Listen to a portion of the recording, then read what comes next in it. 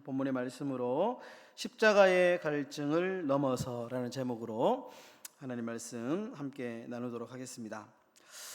2000년 8월 10일 익산에 약촌 오거리라고 하는 큰 오거리가 있습니다. 여기에서 40대 택시 기사가 흉기에 찔려서 사망하는 사건이 일어나게 됩니다. 당시에 오토바이를 타던 15세 최군이 유력한 용의자로 이제 조사를 받았고, 경찰의 가혹 행위로 인해서 허위 자백을 받게 됩니다. 그래서 징역 10년을 선고받고 억울한 옥살이를 하게 됩니다.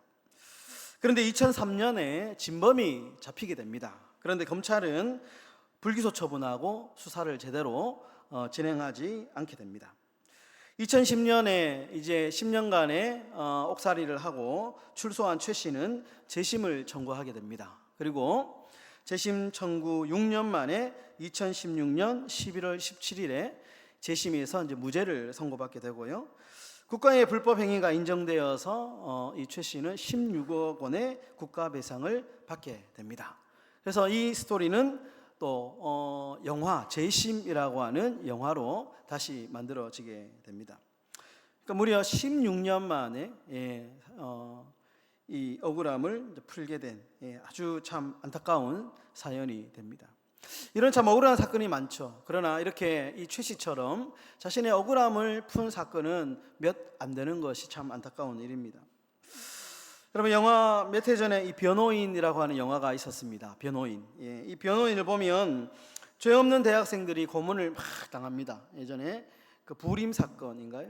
이 부림 사건이라고 하는 이 국가가 이제 이 공권력을 사용해서 이 좌익 단체로 몰고 이 대학생들을 이제 고문하고 자백을 받아내는 그 사건. 고 노무현 대통령의 어떤 뭐 자사전적인 이야기를 담은 그런 영화였는데요. 그래서 죄 없는 대학생들이 고문을 당하면서 있지도 않는 죄를 막 자백하는 장면이 나옵니다. 그러니까 그러면서 이 변호사, 주인공 변호사가 계란으로 바위치기 같은 싸움을 시작을 하죠. 국가 그 당시에 서슬퍼런 국가 공권력을 상대로 힘없는 이 어떤 어떻게 보면 세무 변호사, 참 보잘것없는 이 변호사가 국가 권력을 상대로 싸움을 벌이기 시작합니다. 국가 권력은 진실을 왜곡하고 억울한 자들을 막 양산을 하게 됩니다. 그런데 결국에는 그 영화는 실화를 바탕으로 만들어진 영화였기 때문에 해피엔딩으로 끝나지는 않습니다. 그런데 그 영화가 우리에게 주는 메시지가 있습니다. 진실은 절대로 사라지지 않는다. 아무리 사람들이 조작하고 왜곡하고 억울해도 결국 진실은 밝혀지게 된다라고 하는 아주 강력한 긍정적인 메시지를 우리에게 던집니다. 여러분, 인간의 감정 중에 가장 힘든 감정이 뭐냐? 억울한 감정입니다. 억울한 감정.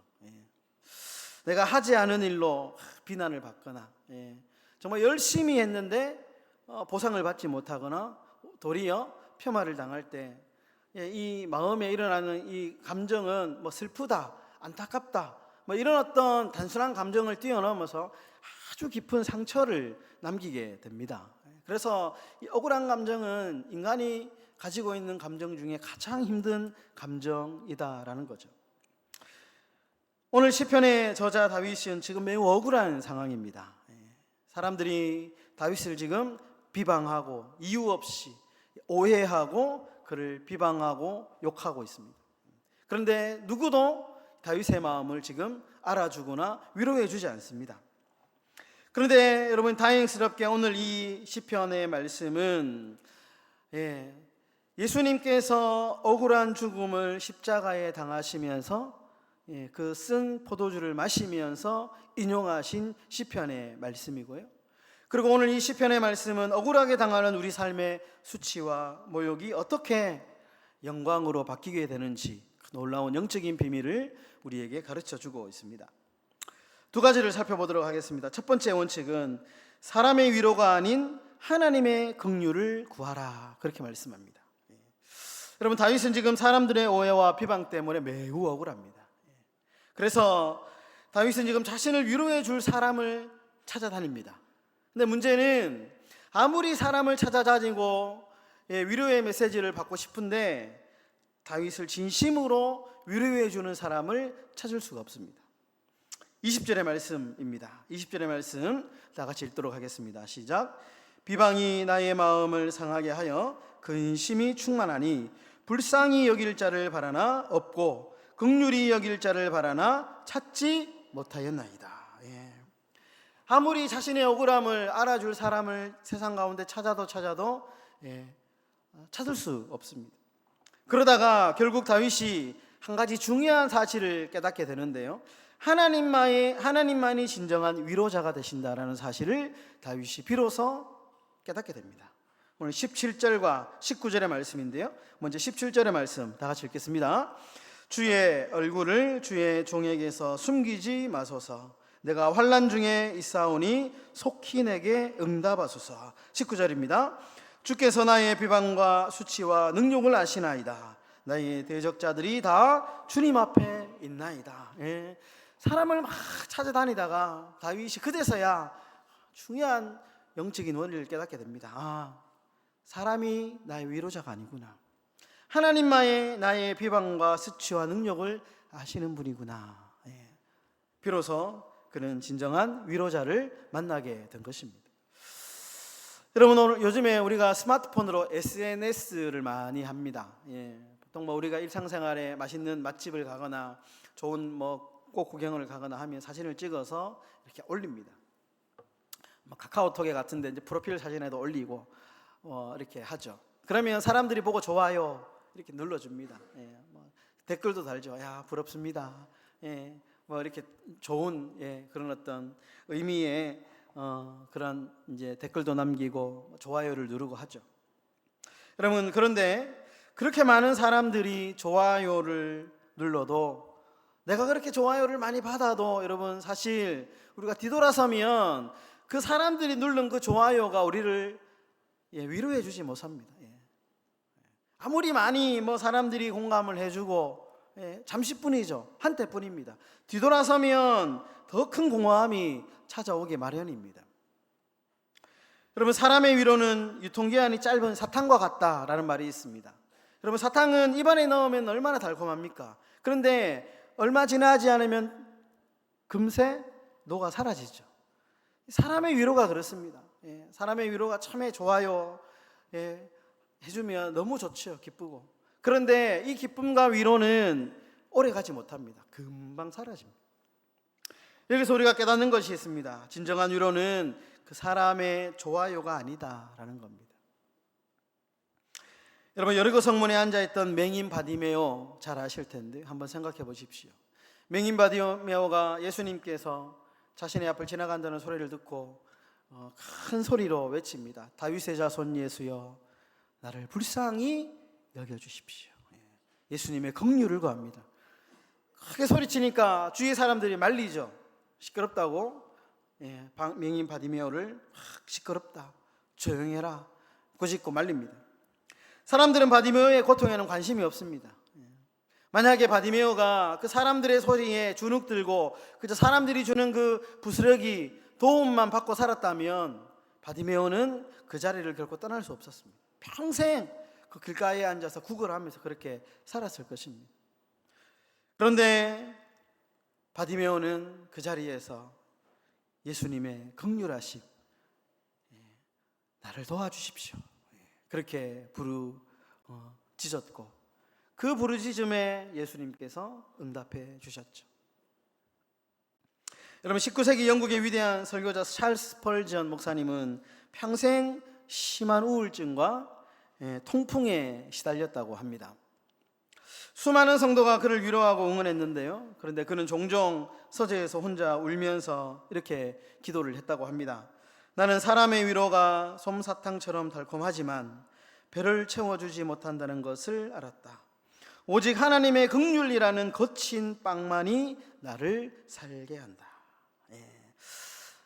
여러분, 이 유명한 이 목사님도 정말 힘들고 어려울 때, 누군가의 위로가 필요할 때 사람의 위로가 아닌 하나님의 위로를, 하나님의 긍휼하심을 구했다라는 것입니다. 여러분, 달콤한 사람의 위로보다 하나님의 긍휼을 구하시는 저와 여러분들의 삶이 되시기를 주님의 이름으로 축원합니다. 두 번째 원칙은 갈증은 오직 십자가의 사랑으로만 채워진다라는 겁니다. 21절의 말씀입니다. 우리 21절의 말씀 다 같이 읽겠습니다. 그들이 쓸개를 나의 음식물로 주며 목마를 때에는 초를 마시게 하였사오니. 예. 여러분, 다윗은 지금 매우 힘든 상황이라고 말씀드렸습니다. 매우 억울한 상황이요, 누구 하나 자신의 억울함을 위로해 주거나 편히 되는 그런 상황이 아닙니다. 그런데 사람들이 준 것은 오늘 21절에 보시면 그 힘든 다윗에게 위로를 준 게 아니고 쓸개와 초를 줬다. 예. 독초와 신포도주를 줬다. 오히려 다윗의 아픔, 다윗의 그 상처를 위로하기는커녕 죄를 뿌리고 소금을 뿌리면서 조롱했다라는 거예요. 여러분, 세상은 나의 아픔을 진심으로 위로하거나 공감하지 않습니다. 오히려 세상은 나의 아픔을 기회로 삼고 나의 아픔을 오히려 밟고 올라서는 것이 어쩌면 세상의 비정한 현실이죠. 여러분, 요즘에 직장생활 하시는 분들 사이에 가장 무서운 말이 있다고 하는데요, 그게 바로 대체 가능하다라는 말입니다. 그러니까 무슨 말이냐면 내가 없어도 된다는 거예요. 그러니까 성과가 없으면 아주 잔인하게 버려지고요, 이용 가치가 없으면 외면당하는 것이 이 회사 생활의 세상의 원리라는 겁니다. 내가 능력 있고 이용 가치가 있고 쓸모 있을 때는 사람들이 나를 막 위해주고 대접하고 그렇게 찾지만, 이용 가치가 떨어지고 아무 쓸모가 없으면 세상은 냉정하게 버리는 것이, 그것이 세상의 원리다라는 거예요. 요즘 우리 사회를 정의해야 하는 단어 중에 하나가 각자도생입니다. 각자도생. 혼자 스스로 살아남아야 된다는 거예요.